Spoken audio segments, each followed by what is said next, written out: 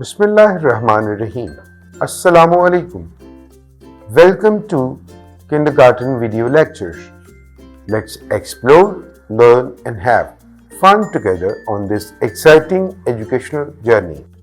Dear students, today we are learning a lesson about compound words. Compound words are words that are made up of two words. For example, snow man makes snowman. So as book shelf, bookshelf. Snow man, snowman. Football, football. Snowboard, snowboard. Toothbrush, toothbrush. Homework, homework. Rainbow, rainbow.